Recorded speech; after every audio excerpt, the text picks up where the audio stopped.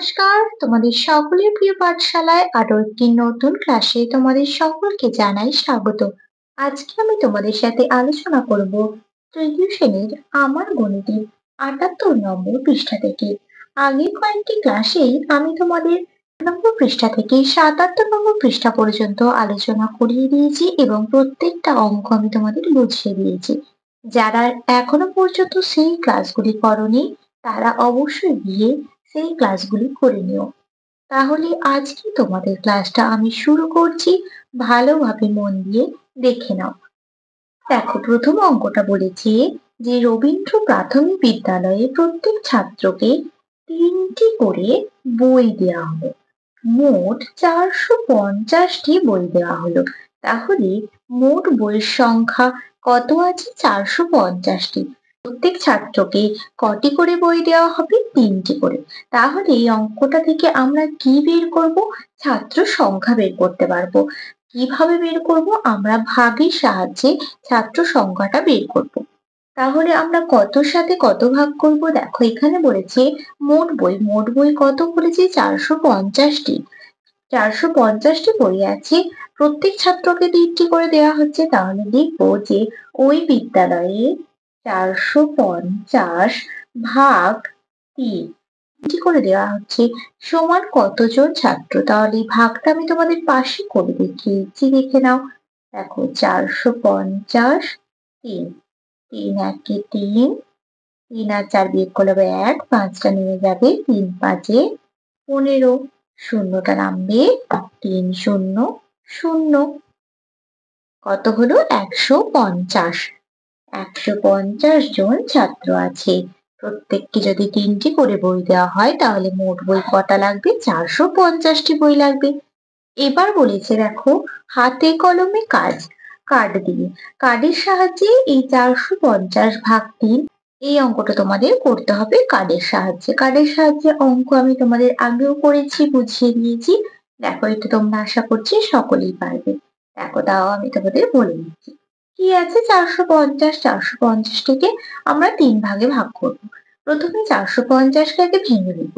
দেখো, একক, দশক, শতক। শতকের ঘরে কত আছে? ৪, মানে কি ৪ ১০০ ৪০০। ৪টে ১০০-র কার্ড হবে। দেখো, ১টা ২টো ৩টে ৪টে। ৪টে কি পেলাম? ৪টে ১০০-র কার্ড পেলাম। দশকের ঘরে কত আছে? ৫। ১টা ২টো ৩টে ৪টে ৫টা। আর এককের ঘরে ০ আছে, মানে কোনো কার্ড হবে না। তাহলে এখানে কত পেয়ে গেলাম? ৪৫০। এবার কতটা ভাগে ভাগ করছি আমরা? ৩টে ভাগে ভাগ করছি, তাই তো? তাহলে এই ৩টে ভাগকে আমরা কিভাবে লিখতে পারি? কার্ডের সাহায্যে। দেখো, ৩টে ১০০ লিখলাম। দেখো, পাট পাট করে ৩টে লিখে দেওয়া আছে। ৩ ভাগে যেহেতু ভাগ করছি, ৩ ভাগে ভাগ করার পর আমরা কত পাচ্ছি? ১৫০ পাচ্ছি। তাহলে ১৫০কে আমরা ৩টে ভাগে ভাগ করে লিখবো। কিভাবে লিখবো? দেখো, ১০০ লিখবো। আর কি লিখবো? এখানে দেখো, ৩টে ১০০ লেখা আছে, এখানে তো ৪টে ১০০ ছিল। তাহলে এখান থেকে যদি ৩টে ১০০ নিয়ে নেওয়া হয়, ৩টে আর একটা বাকি থাকবে, আর ৫০ বাকি থাকবে। তাহলে ১৫০ বাকি থাকবে। তাহলে আমরা যদি এই ৩ ভাগে ভাগ করি, সেটাকে আমরা কিভাবে লিখতে পারবো? প্রত্যেকটা সারিতে আমাদের ১৫০ করতে হবে। তাহলে কিভাবে করব সেটা? ১০০-র কার্ড নেব আর ৫টা ১০-এর কার্ড নেব। তারপরের লাইনেও ১০০ নেব, ৫টা ১০-এর কার্ড নেব। তারপরের লাইনেও ১০০ নেব আর ৫টা ১০-এর কার্ড নেব। এখানে এই যে ৫টা ১০-এর কার্ড, এইটা আমরা কিভাবে পেলাম? এখানে তো ৫টা ১০-এর কার্ড ছিল, কিন্তু এখানে আরো ১০টা ১০-এর কার্ড আমরা কোথা থেকে পেলাম? এই ১০০ থেকে আমরা ১০টা কার্ড আরো ধার নিয়েছি। সেই ধার নিয়েই আমরা এখানে ৩টি সারিতে ১৫০ করে ভাগ করেছি। এই সারিতেও আছে ১৫০, এই সারিতেও আছে ১৫০, আর এই সারিতেও আছে ১৫০। যেহেতু আমাদের ৩টে সারিতে ভাগ করতে বলা আছে। দেখো, এখানে সেইভাবেই ৩টে সারিতে পাট পাট করে ভাগ করে দেখিয়ে দেওয়া আছে। ১৫০, ১৫০, ১৫০ হয়ে গেছে। এবার এখানে কি লিখবো? ৪৫০ ভাগ ৩। ৪৫০ ভাগ ৩ করে আমরা কত পেয়েছি? ১৫০ পেয়েছি। সেটাই আমাদের এখানে কার্ডের সাহায্যে লিখতে হবে। দেখো, ১০০ আর ৫টা ১০-এর কার্ড। ১টা ২টো ৩টে ৪টে ৫টা। তাহলে কত হয়ে গেল? ১৫০। এখানে সংখ্যায় লিখে দেবো। এইভাবে তোমাদের এই কার্ডের সাহায্যে অঙ্কটা করতে হবে। তারপর বলেছে কার্ড দিয়ে ভাগ করুন। 310 ভাগ 2। তাহলে আগে ভাগটা আমি তোমাদের করে দিচ্ছি, দেখে নাও। দেখো এখানে তোমাদের ভাগটা করে দেখিয়ে দিচ্ছি। 310 আর 2। 2 একে 2, 2 আর 3 বিয়োগ করলে 1, একটা নেমে যাবে, 5 দুগুণে 10, আবার একটা নামবে, শূন্য নামবে, 5 দুগুণে 10, কত পেলাম? 155 লিখে দিলাম। এবারে এই যে 310, এটাকে আমরা কি করব? কার্ডের সাহায্যে ভাঙবো।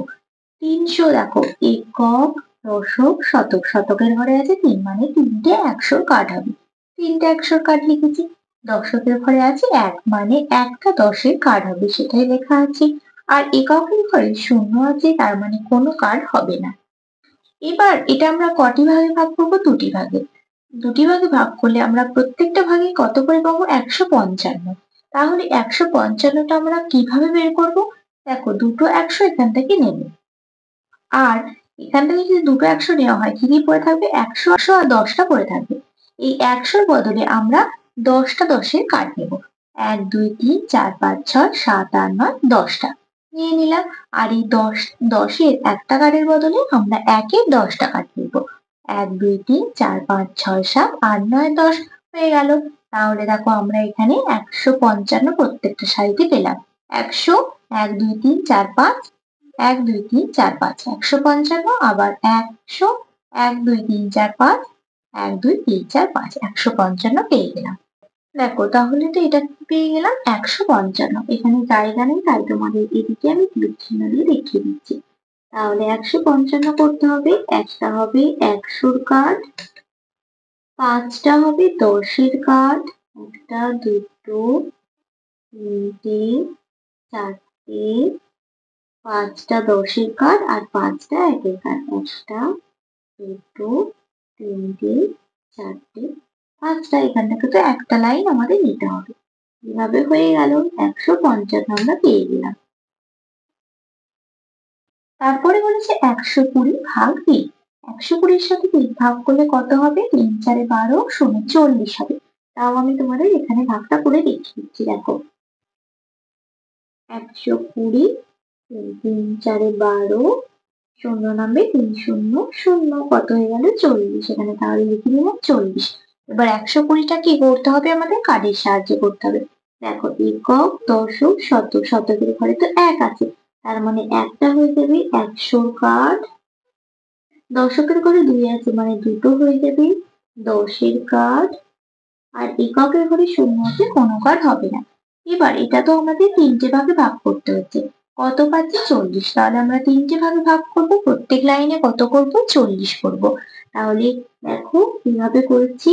10-এর কার্ড করব 4টে করে, দুটো, তিনটে, 4টে প্রথম লাইনটাতে। বা 3টে ভাগে তো ভাগ করতে হবে, তাহলে প্রথম ভাগ করলাম, এবার দ্বিতীয় ভাগ করছি 30 40, তারপর তৃতীয় ভাগ। দেখো প্রত্যেকটা লাইনে আমরা 40 করে দিলাম। এবার দেখো এখান থেকে তো আমাদের একটা নিতে হবে, তাই আমরা এখানে তীর চিহ্ন দিয়ে লিখে দিতে পারি। একটা, দুটো, তিনটে, 4টে। দেখো 4টে কার্ড হয়ে গেল, 4 10 40 পেয়ে গেলাম আমরা। হয়ে গেল। এইভাবে কার্ডের সাহায্যে তোমরা অঙ্কগুলো করবে। এরপর আছে 150 ভাগ 5। তাও দেখো তোমাদের আমি এখানে ভাগটা করে দেখিয়ে দিচ্ছি। 5 3 15, 0 নামবে, 5 0 0, কত হলো? 30। এবার 150-কে কি করতে হবে? কার্ডের সাহায্যে করতে হবে, তাই তো। একক, দশক, শতক। শতকের ঘরে দেখো 1 আছে, মানে একটা হয়ে যাবে 100-র কার্ড। দশকের ঘরে 5 আছে, 5টা হয়ে যাবে 10-এর কার্ড। একটা, দুটো, তিনটে, 4টে, 5টা হয়ে গেল 10-এর কার্ড। আর এককের ঘরে 0 আছে, কোনো কার্ড হবে না। এবার দেখো এটা আমরা 5টা ভাগে ভাগ করছি, 5 ভাগে ভাগ করে কত পাচ্ছি? 30 পাচ্ছি। তাহলে আমাদের এখানে কি করতে হবে? 5টি ভাগে ভাগ করে দেখাতে হবে, প্রত্যেকটি ভাগে 30 করতে হবে। তাহলে দেখো প্রত্যেকটা ভাগে 30 করছি। 1 2, এই দেখো 3 10 30। আবার একটা ভাগ করবো 10 20 30, আবার একটা ভাগ করবো 10 20 30 30। তাহলে তো এখানে 5টা ভাগ হয়ে গেল। এবার 5টা ভাগের মধ্যে আমাদের তো একটা ভাগ নিতে হবে। কি করে দেবো? তীর চিহ্ন দিয়ে এখানে আমরা লিখে দিতে পারি 10, 20, 30। তাহলে আমরা কত পেয়ে গেলাম? 30 পেয়ে গেলাম। তাহলে তোমাদের এই কার্ডের অঙ্কগুলো তো আমি করিয়ে দিলাম।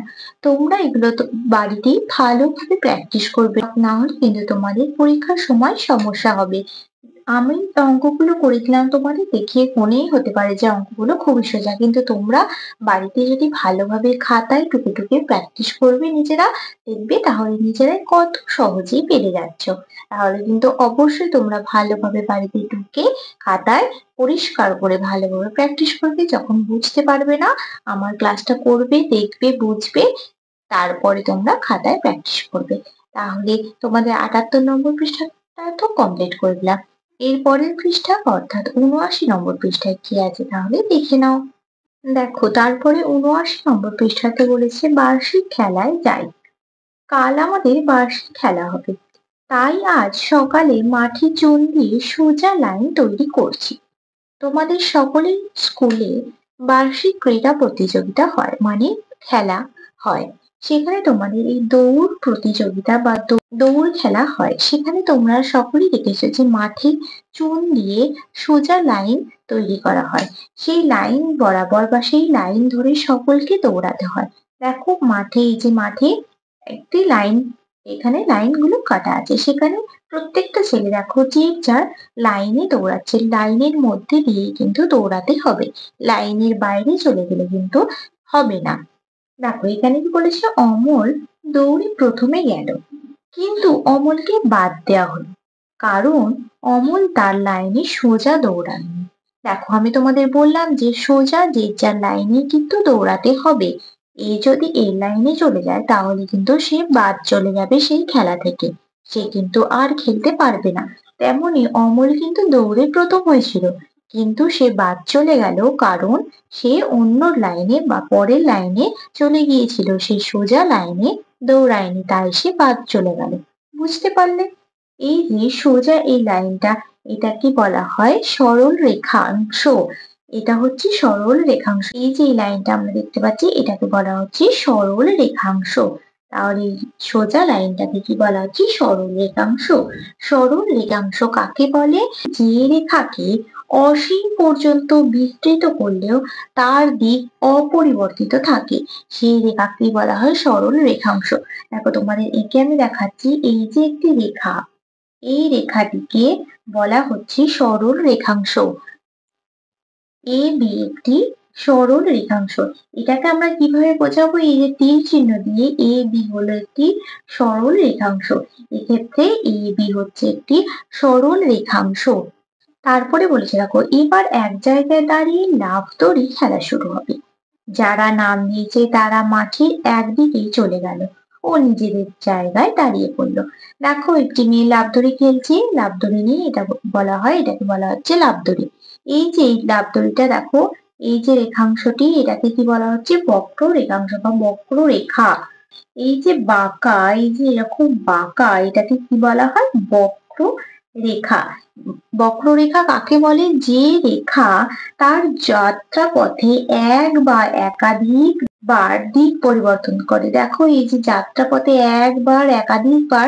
একবার বা একাধিকবার দিক পরিবর্তন করে, সেই রেখাকে বলা হচ্ছে বক্ররেখা।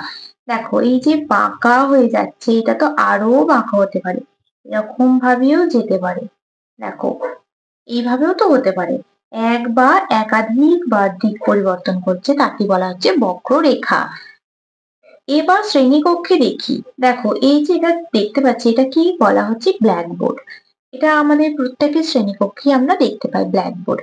এই যে রেখাংশটি, এটাকে কি বলা হচ্ছে? এটাকে বলা হচ্ছে সরল রেখা। দেখো এদিকেও যাচ্ছে, এদিকেও আছে, এদিকেও আছে, এদিকে কটা সরল রেখাংশ পেলাম আমরা? এখানে 4টি সরল রেখাংশ পেলাম।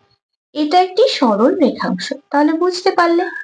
কাগজের উপর একটা বাটি উপর করে পেন্সিল দিয়ে বাটির চারপাশ বুলিয়ে একটা পেলাম। এটাকে কি বলা হচ্ছে? এটাকে বলা হচ্ছে বক্ররেখা। এটা একটি বক্ররেখা। তাহলে সরল রেখাংশ, সরল রেখা আর বক্ররেখা কি, কাকে বলে তোমাদের বলে বুঝিয়ে দিলাম। আশা করছি তোমরা বুঝতে পারলে। যদি তোমাদের কোনো সমস্যা থাকে তাহলে আমাকে অবশ্যই কমেন্ট করে জানাবে। তাহলে তোমাদের আজকের ক্লাসটা আমি এখানে শেষ করছি। খুব তাড়াতাড়ি আরো একটি নতুন ক্লাস নিয়ে হাজির হবো তোমাদের সামনে। যদি তোমাদের আজকের ক্লাসটি ভালো লেগে থাকে তাহলে অবশ্যই লাইক, কমেন্ট, সাবস্ক্রাইব এবং শেয়ার করতে ভুলবে না। সকলে সুস্থ থাকবে, স্বাভাবিক থাকবে। সকলকে অসংখ্য ধন্যবাদ।